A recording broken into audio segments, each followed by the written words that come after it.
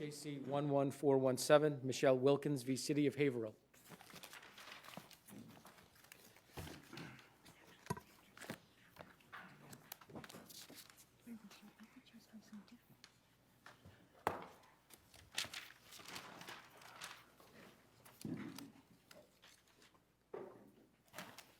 Yes, Counsel, let's proceed. Good morning. Good morning, Your Honors. My name is John Fimbry, and I'm here with co-counsel Gina Ducey for the plaintiff appellant Michelle Wilkins. Your Honor, this case is a case of first impression not only in the Commonwealth but in the nation. No appellate court in any state, and all 50 states have recreational use statutes, has ever addressed the issue of whether the immunities of a recreational use statute apply to a parent or guardian who is injured attending a parent-teacher conference. Our statute, Mass General Law, Chapter 21, Section 17C, subsection A, requires right at the threshold of a person having an interest in land, the landowner who lawfully permits the public to use such land. This establishes a threshold, broad public access requirement. It is the appellant's position, and the hub of the appellant's argument is that the recreational use statute trips and falls and stumbles right at this public access requirement because a parent-teacher conference is not open to the general public. As a matter of fact, and again, the words of the statute are, a landowner who lawfully permits the public to use such land. The City of Haverhill, or any public school system, is not lawfully permitted to allow the public into any parent-teacher conference. They are legally mandated to be private and confidential. Chapter 119, Section 51A. In this state, there's a federal statute that legally mandates it. Chapter 71, Section 37, Chapter 269, Section 17. These are all the statutes that legally protect the students and their confidentiality, cited at pages 23 and 24 of the appellee's red brief. Does the record say anything about whether or not the school building itself was open that evening to people who were there other than for parent-teacher conferences? No, it does not, although the appellee's brief in their statement of facts at page 3 says that they had opened the school for parents who wished to attend their parent-teacher conferences. Right, but I mean, is there anything in the record that suggests that there was anything else going on at the school that night, or that there was more general access to the building? No, the answer is no, there wasn't. So can we infer that if somebody had just walked into that school and said, I'm just here to be here, I don't have any student in the school, I'm not here for a parent-teacher conference, they'd be escorted out? Yes. As a matter of fact, the record does reflect that the vice principal and the principal was standing at the front door as my client, as Ms. Wilkins, was coming in. They're there for two reasons. One, of course, to greet, but also as gatekeepers. And it's well known that public schools, especially in this day and age, are very secure facilities. It's been a long time since I've attended a parent-teacher evening, but I do recall that some of them are not so private. It's the whole class of parents will come in and meet with the teacher, and the teacher will explain what's going on in the class. What about that? How open does it have to be? I think for an activity to be covered by the recreational use statute, it has to be broadly open. I think the law requires an equivalency between the permission that a plaintiff has to use property and that the public has to use property. This equivalency requirement is expressed, for example, in Syke versus Town of Canton, where Judge Lynch found it noteworthy to quote the lower court judge in saying that Syke, who fell after seeing her daughter's basketball game, that the general public had the same access to that basketball game for free as she did. So if it were a parent-teacher's evening as opposed to individual parent-teacher conferences, so that the parents would come and they would go through the student schedule, meet with the teachers, all the parents in the class would come, so it would be a pretty crowded night at the school. That still wouldn't be sufficiently public to come under the recreational use statute? Yes, I think that is the law. As a matter of fact, I would say that Judge Murtaugh in the Lloyd versus Blue Hills Regulatory School Committee decision precisely did that analysis that selective invitation does not meet the broad public access requirement of the statute. And last month I made a 16L submission to the court, the Cregan versus Fourth Memorial Church decision of the Washington State Supreme Court held precisely that where a landowner where the invite is selective, where only certain groups or subgroups are allowed, but not a broad general public access, the recreational use statute may not apply. So if I have land and I am opening it to the public, but essentially, let's say for educational purposes, it's a reserve, a bog or something. So I'm allowing the public to come in, but they have to make a reservation because there needs to be a person to walk them through the bog. So it's not open to the public, anybody who wants to walk in, but by reservation, it would be open to school groups and others. Would that be enough? Or would that be too selective? Or? No, I think that landowners can make reasonable restrictions on the activities that are equally applied to everyone who's allowed there. For example, if you go to the Blue Hills Reservation, it may only be open from dawn to dusk. They may allow cross-country skiing, but not snowmobiles. In some situations, minors may need to be accompanied by adult. On some lakes, swimming may not be allowed. But these are restrictions on activities and not groups. So open by reservation would be okay. As long as the reservation process itself was open to the public. And didn't have a fee attached to it. No, right. That's right. It didn't have a fee. And so that is the, I think that this case can be decided simply on the broad public access requirement before getting into what are granted other reasons of disqualification that I think are fairly obvious in this case. Because every use, and there are 9 under the statute, including the educational purpose, but as the first threshold requirement for every purpose, before you get into whether those purposes themselves meet objective circumstances or objectively qualify as a recreational use under the statute, must first satisfy the broad public access requirement. And that broad public access requirement, frankly, informs all of the other discussion on whether it's meets the educational purpose, whether it's consistent with the statutory intent and purpose of the statute, which, as you read in my brief, it does not, and the other salutary purposes of the statute. Let me ask you a question about the broad public access requirement. Would that apply if, say, the school invited the parents of every child in the school? Let's say instead of just grade 4, but the students from kindergarten up to grade 6, and they said all parents are invited?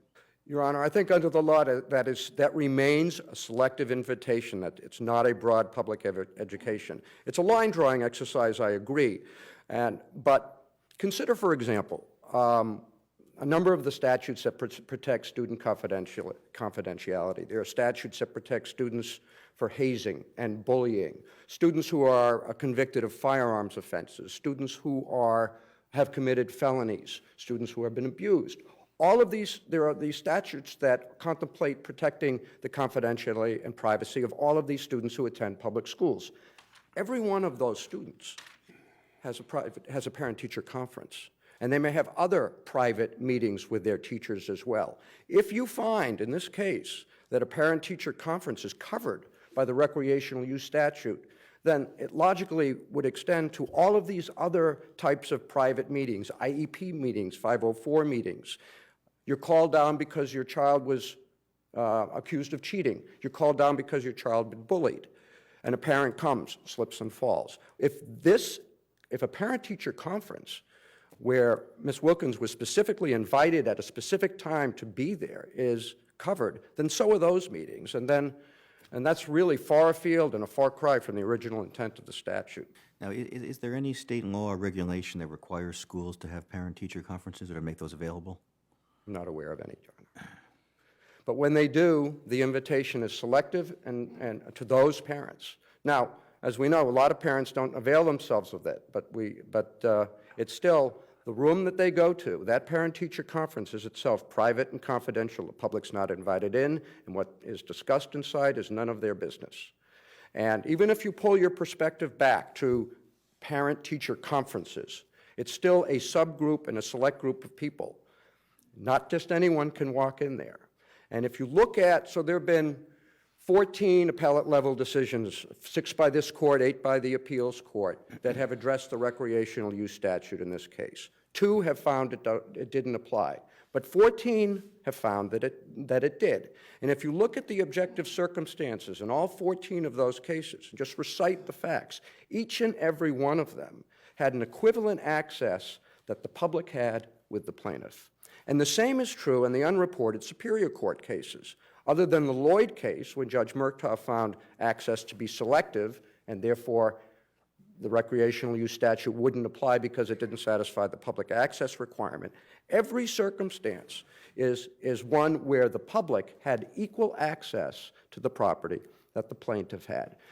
And then look at the objective circumstances themselves. I mean, if you recite them down, we are talking, even the case Anderson versus Springfield, which was your case which harmonized the recreational use statute with the Mass Tort Claim, the Tort Claims Act, Chapter 258.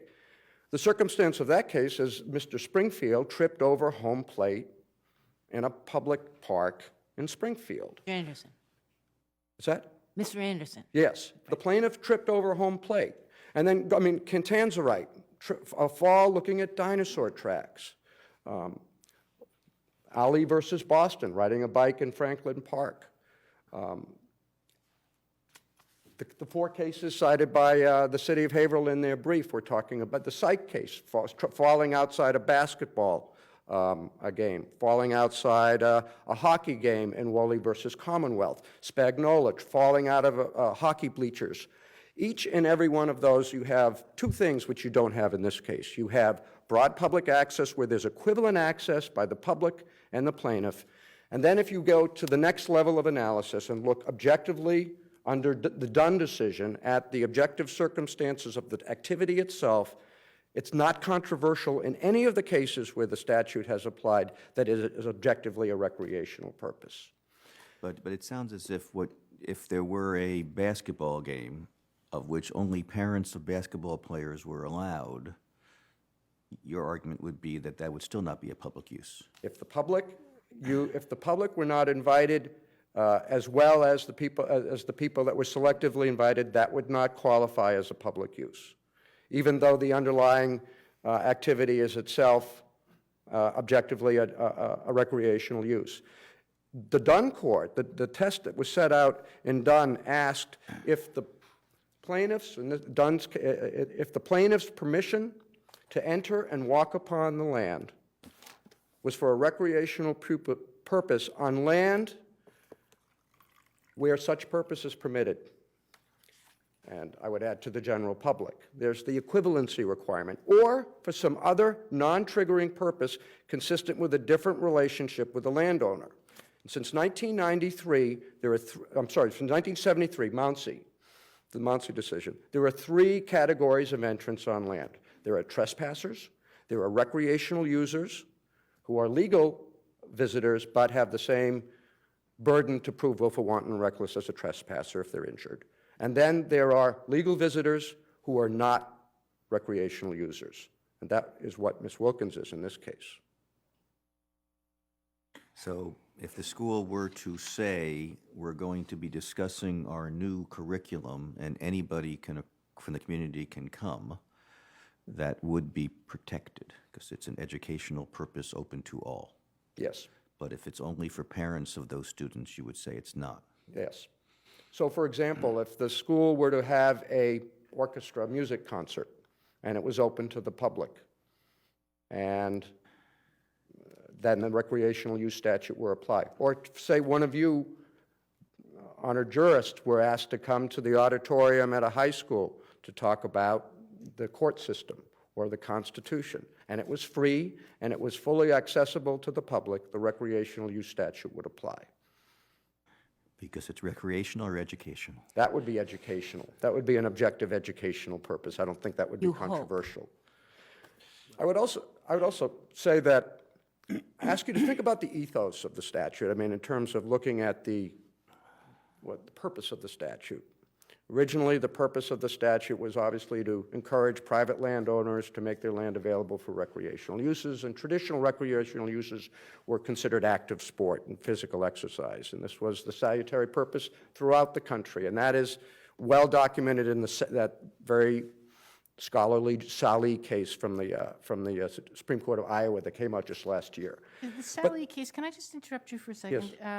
You know, I read it, but I don't see our statute as being like any of the other states' statutes that were discussed in that case. I mean, I don't even see Massachusetts being mentioned in that case. It's not. I think that jurisprudence talks a lot about the policies and the social policies that are served by the statute, but it does say that the two threshold requirements of all recreational use statutes are that access be public, broadly public, and free. No, I think that's right, but I guess my question really had to do with, you know, particularly after the amendments that had, you know, added these socially useful, other socially useful categories, you know, recreation is then added on with scientific, educational, charitable, well, you know, these other socially useful categories. Are there other statutes in the country that have tagged on to the traditional recreational uses, these other kinds of uses? Well, there are the five that I mentioned in my brief, which is Arizona, Maryland, North Carolina, North Dakota, and I think even Idaho talks about, which specifically talk about something relevant to this case, which is what an educational purpose is. And they uniformly talk about visiting historical sites, scientific sites, scenic sites, archaeological sites, courses of study where the recreational user is the direct learner, is the one being educated, unlike Ms. Wilkins in this case. Counsel, we're going to have to leave it there. Thank you very much. Thank you, Your Honors.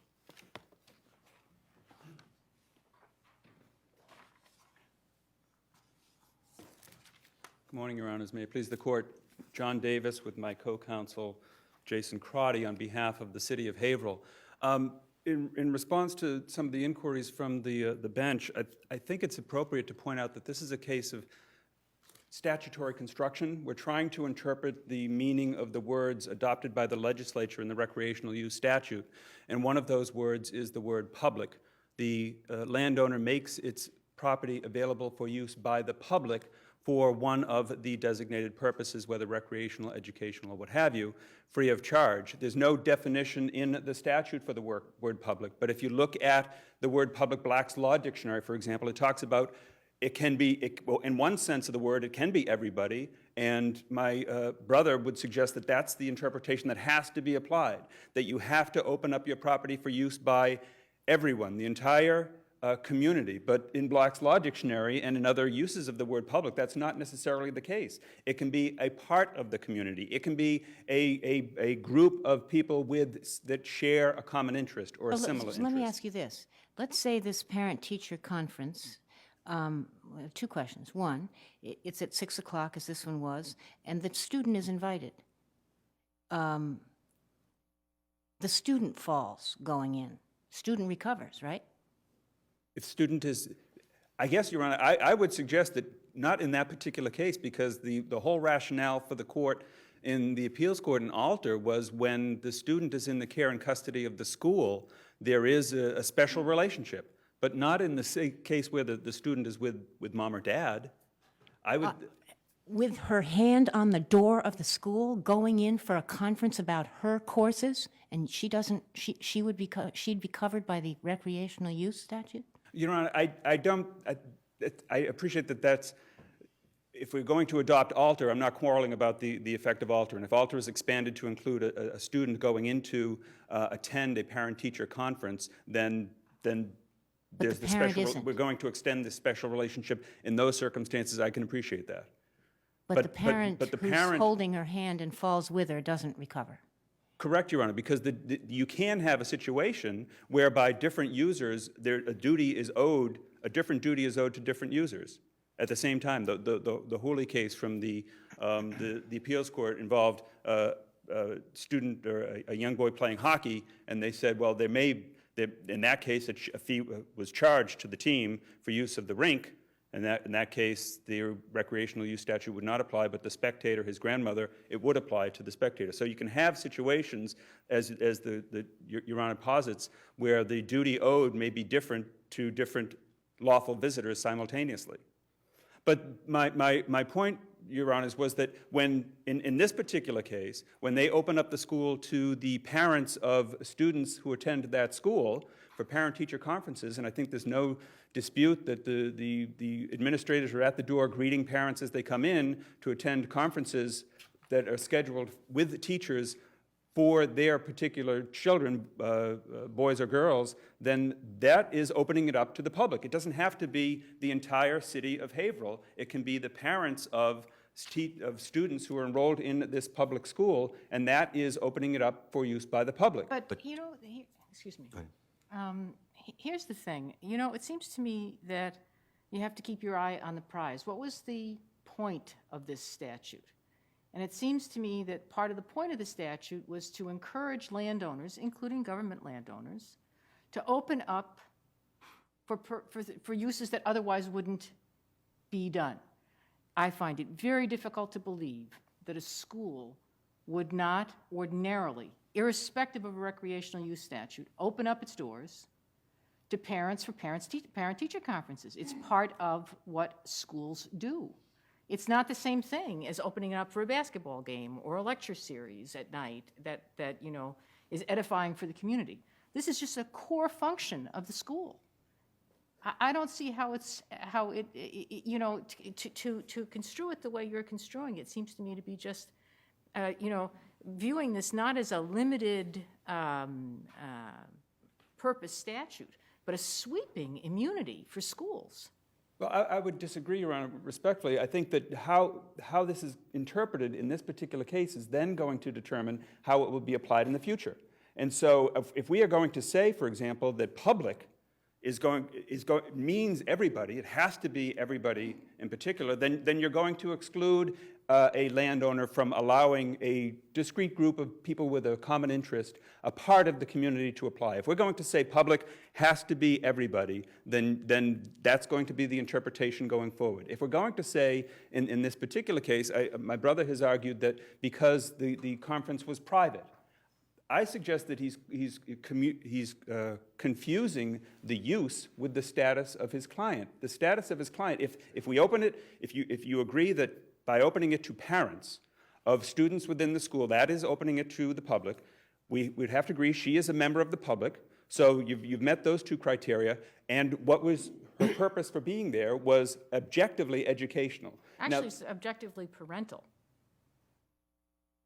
Well, I guess in a larger category you could call it that, Judge.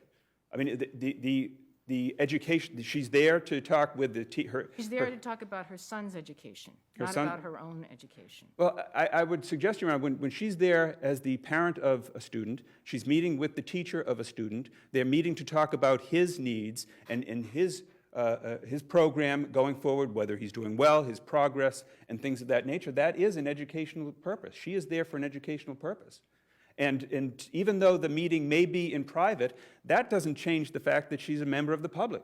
You can have a private use that is objectively recreational. If this were just open, if the teacher had called her and said, you know, I need to talk to you about your son, and she came to the school to do just that, what's the analysis? I think that's a different case, Judge. I think, you know, I would have to agree. Why? We're not talking about, because this was parent-teacher night. The members of the community, the group, the public, are the parents of the students enrolled in the Greenleaf Whittier School. Now, if there's a particular problem, a disciplinary issue or something of that nature, I think that's a different case, and it may still be educational, but I'm not so sure by inviting mom to come in because Junior has engaged in some misconduct. No, mom, you know, the teacher wants to talk to mom because Junior's having some issues about geography, not getting his homework done.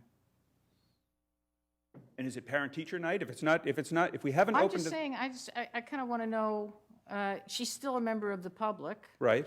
But, you know, it's not, you're saying, you know, it's not parent-teacher night, it's just that there's an appointment, and that's when the appointment is made for. But After school hours, but to discuss the son's education. I mean, she may still be a member of the public, but I would suggest that because her use is private, that doesn't change her status as a member of the public. You can have So your analysis is what, that it's covered by the recreational use statute? I think it could very well be still covered by the recreational use statute if we're talking about parents of students. But I don't think that's this case in the sense that on this night, with the administrators out at the front door meeting the public, the public defined as the parents of the students that attend that school, and she set up an appointment, and there are other appointments, and there are other parents coming and going. I think this is we have opened the premises for If I have use by no the public. children in the school, I'm a member of the public, can I go there that night? I think not. I think you are not a member of the public as defined by the use for which we have made the premises available that night.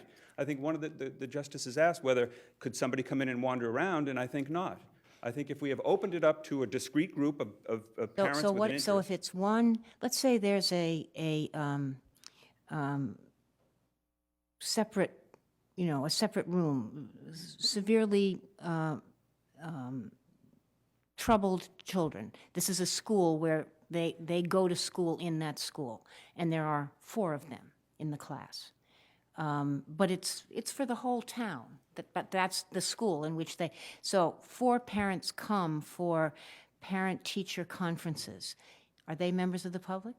I think they are members of the public, but I guess my concern, Your Honor, would be how narrow are we going to draw the group? If we're going to say public, I don't think public means everybody, and I think the law, as Black's Law Dictionary, public doesn't mean everybody. If you're going to say it can be a smaller group, which I think it can be a smaller group, I'm not quite sure where critical mass is, whether it gets down to just one particular person, or 3 people, or 5 people. But if you're, and that's some guidance I think that would be required to interpret the statute going forward.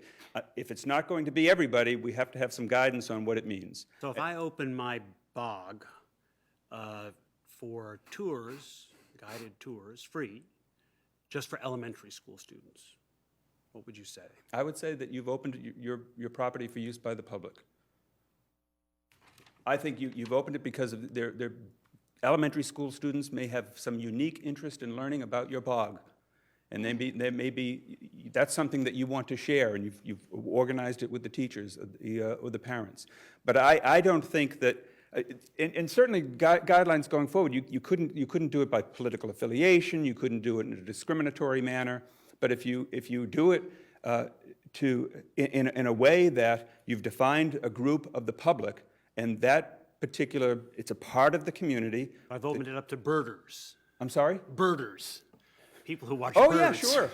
Just birders, though. It No could be, campers. I think, you know, the Audubon Christmas watch, or whatever the Christmas count there, that could potentially be, you know, opening it up for use by the public free of charge. Now, if certainly if you charge a fee, you're going to lose the benefit of the statute. So, But, go ahead.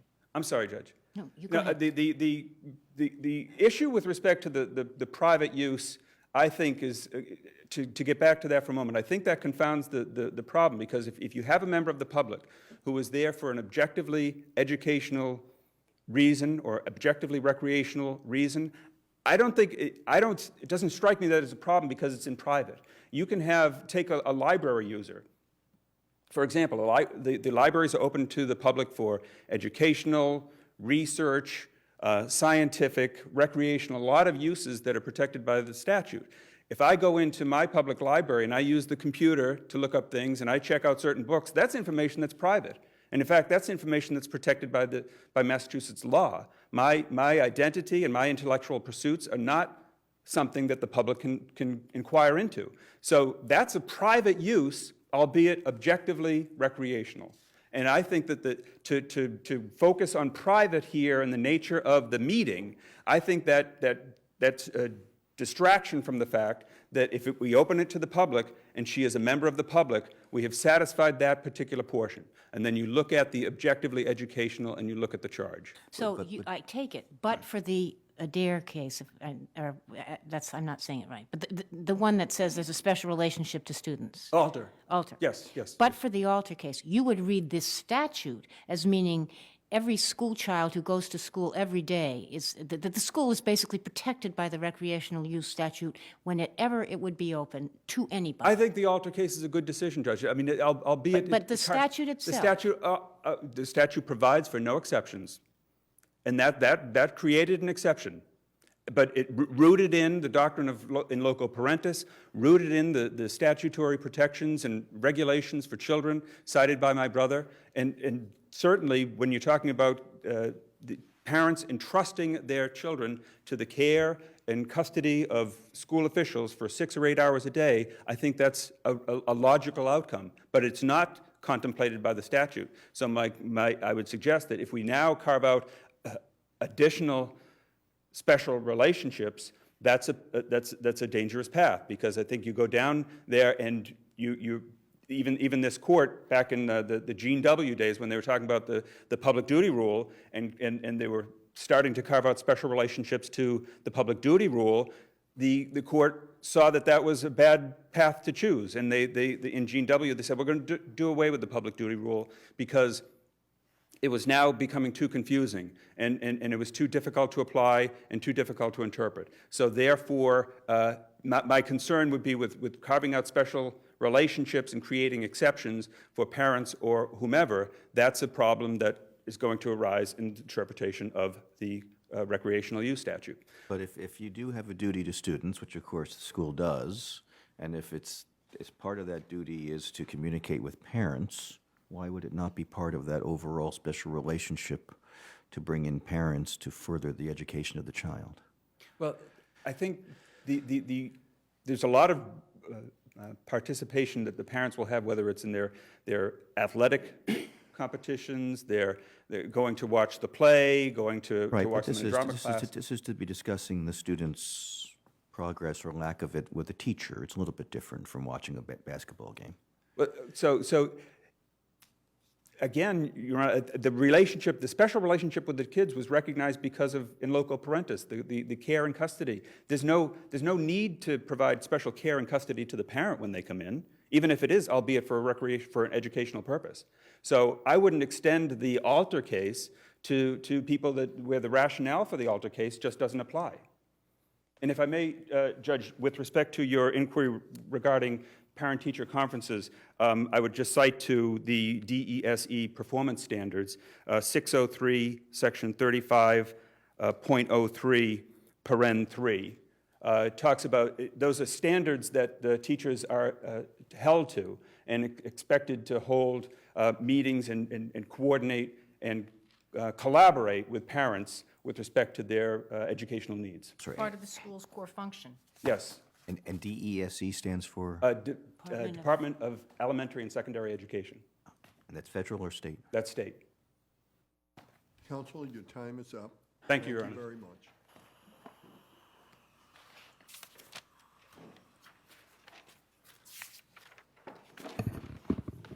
Thank you.